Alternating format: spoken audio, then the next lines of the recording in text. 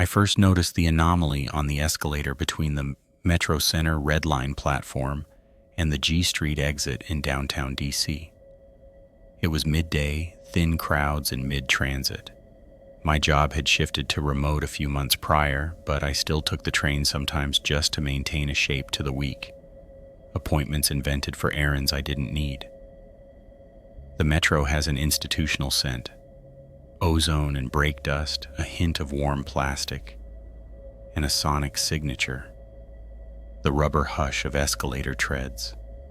The woman's voice announcing delays on the intercom. The saxophone played by the man outside the fare gates. I rode up with no particular destination and glanced sideways, which is when I noticed something wrong reflected in the brushed steel paneling beside me.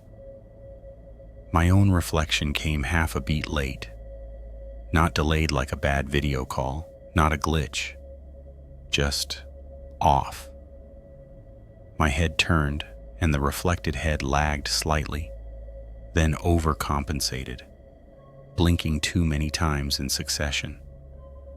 I rubbed a thumb across the metal, but there was no residue or smear to implicate, just a clean strip of stainless panel, polished smooth, reflecting me. I chalked it up to tiredness. I'd been sleeping poorly, with a recurring, though frankly petty, dream about my old roommate at American University. He owed me $300 when he moved out, and I'd never followed up. He just left. In the dream, he was always just out of view, calling my name from the kitchen or the shared bathroom, laughter laced into it like he was playing some prank I couldn't decipher. I woke each time to darkness soaked in HVAC hum, the tiny red light of the CO2 alarm, blinking every 10 seconds above my closet door. It had gotten colder by then, late November, but the heat in my apartment was dry, synthetic feeling, a clumsy warmth that never landed where it should. 3 days later, I went back to Metro Center, not to test anything, but because the thought had stayed in my mouth like a texture. I'd booked a therapy appointment I didn't keep. I just sat at Pete's Coffee on E Street, half watching pedestrians perform their crosswalk ritual against "don't walk" signs, then went underground. I told myself I was trying out a new rhythm, hoping movement would loosen whatever had settled inside. On that second day, I actively looked for the reflection, and it was normal. My coat moved with me. My breath fogged in time. The cold had sunk into the bones of the station, numbing the stainless surfaces and sending steam hissing from stationary panels under the escalators. 1 week later, the behavior changed. I was riding up alone, midday, again sparsely trafficked, and glanced again out of habit. This time my mirrored self was smiling faintly. One side of the mouth tilted upward, just enough for expression, but not mine. My own mouth was slack, my face entirely flat, if anything. I looked down, up again. Now the reflection met my gaze, then looked directly over my shoulder. I whipped around, nobody behind. The air compressor for the ADA elevator wheezed, slow and unhurried. That subtle, high-pitched PA feedback hovered just under perception. I retreated sharply from the panel, breathing shallow, like it would notice. I began checking escalators wherever I went. Rosslyn, Pentagon City, Gallery Place, DuPont Circle. They differed in lighting and pacing. Some ran faster, some narrower. But all the brushed metals were true to physics. Even the security dome mirrors above the exits showed nothing off-kilter. But Metro Center seemed to pulse like a heartbeat in the system. I rode those escalators multiple times a day. Logically, I knew iteration wouldn't clarify a pattern. If anything, it erased it. But I started keeping track. I filmed it too. Stood just left of center, phone angled to catch the panel, saving clip after clip to a private folder. In every video, my reflection matched. The delay was gone. The expression, if it had ever been off, was neutral. Breath and blink perfectly, in sync. I studied frame by frame and felt ridiculous for it. Until the afternoon of December 18th. I remember the date because I'd passed one of the Salvation Army volunteers outside Macy's on 13th Street. They'd rung that bell in 6-hour shifts like tinnitus on the wind. I stepped into the escalator well from the platform level, iPhone in palm, prepared to film again. But as I raised the phone, the screen flickered slightly from dark to gray to full black, clicked twice like a mechanical lens, which I'd never heard it do before, and then froze. The camera app refused to open. The phone was warm, almost hot, and stayed that way until I left the station altogether. When I got to the sidewalk, it cooled quickly, as if embarrassed. I hadn't even captured the incident, but my heart had been hammering. Not fear, not quite. More like unraveling awareness. When I'd started to film, I caught a half-second's glimpse in the panel. My reflection had been pointing up, one hand extended toward the fluorescent inset into the ceiling canopy. I was not gesturing in real life. Following that, the station adopted a peculiar familiarity. Not comfort, just recognition. Its green signage, its grooved concrete tiles, its specific echo returned each time like they knew I was coming. None of this made dramatic sense. I fantasized I'd hallucinated the whole thing, that a blood pressure fluctuation or minor seizure had briefly adjusted visual input. But that didn't explain the behavioral change in the reflections. Reflections, plural, because it repeated. On December 23rd, I went down around 11:20 a.m. and positioned myself on the same escalator. This time I didn't film. I just looked. First, nothing. Standard transit ambience. But halfway up, the reflection lingered again. Not lagging anymore. Just slow to leave. I stepped off the escalator, but in the panel's angle, my reflection continued upward without me for another instant before vanishing past the frame, not turning its head, not acknowledging the mismatch. Just finishing a trajectory I hadn't. That night I rubbed my palms raw in the shower, convinced the metal panel had done something. Transferred static maybe, or worsened the eczema rash that arrived each winter. I hadn't told anyone, obviously. The talk track in my head rehearsed phrases like stress response, unreleased trauma, hallucinatory coping, but those were words used by people unwilling to trust perception. Maybe I was one of them. Just before Christmas, I avoided Metro Center completely, transferring through L'Enfant or walking extra blocks. Didn't matter. On the 26th, I caught a distilled reflection in a brass elevator panel at a Marriott by Foggy Bottom, where my cousin was staying. Again, the reflection blinked after me a deliberate beat later. This time she was perceptibly thinner in the face.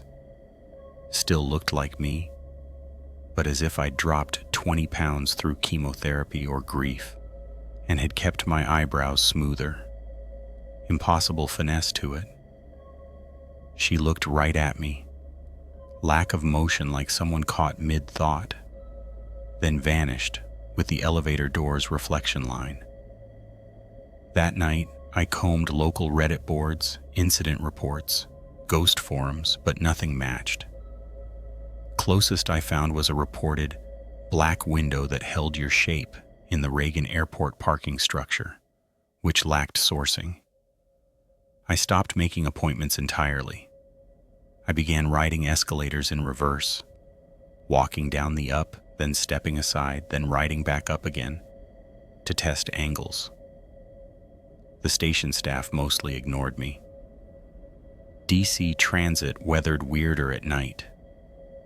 But I did notice one change. The station music overhead, the little automation loop of cello and synth, was gone certain days. Not replaced, just absent. The silence made the PA more brutal, like voices were being piped into a sleep chamber.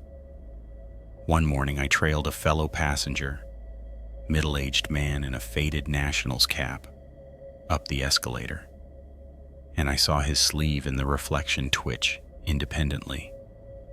He didn't notice, just kept walking.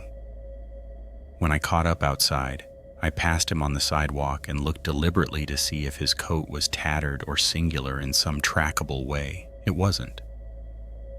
But when we both passed an HSBC window, the reflections remained. They kept walking while we stopped. Something was mimicking or rehearsing. That's the best language I can use. Not copying precisely.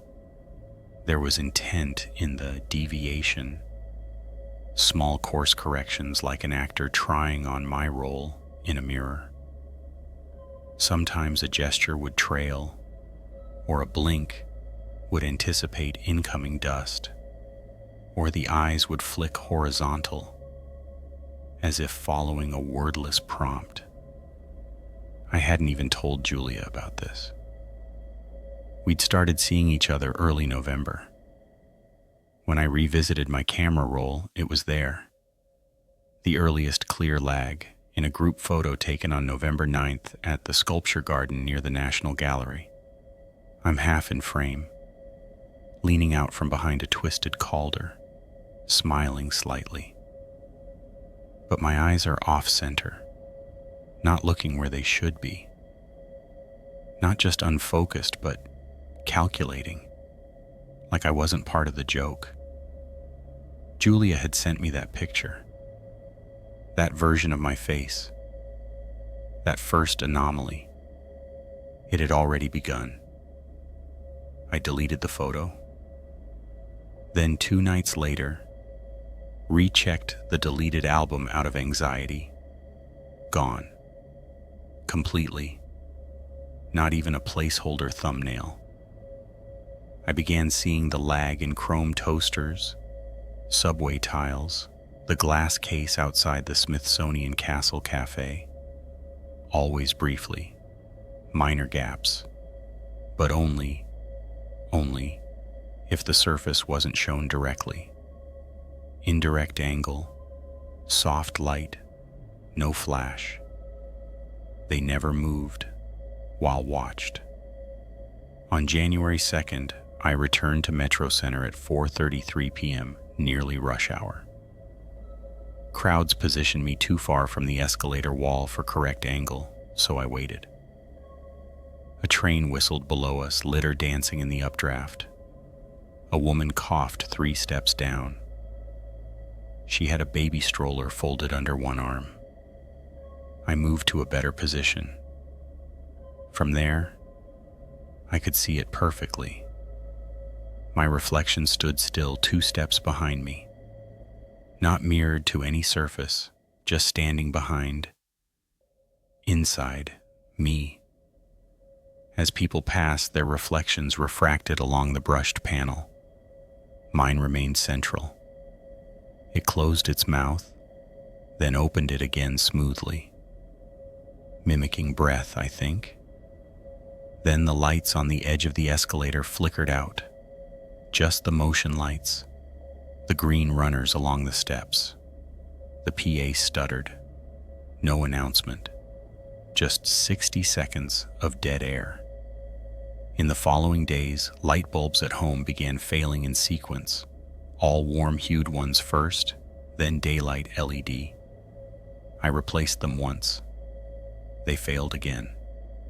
My own reflection on Zoom hung one frame longer after I stopped speaking each day, lips still moving when the mic was dead. In FaceTime calls with Julia, she began asking if I was okay when I hadn't said anything. "You looked like you were starting to cry or something," she said once. But I'd been still. I started taping over mirrors. I avoided Metro Center for a week. On the 8th day, January 11th, I saw someone else staring into one of the polished elevator doors on the street level. A man in his 40s, maybe. Stone jacket, unshaven. He wasn't checking hair or alignment. He was just standing, watching something flicker under the surface. When I paused beside him, he didn't turn but said, almost inaudibly, "They prepare." That night I caught Julia watching me during sleep. I woke to her sitting up, her knees drawn in, silent.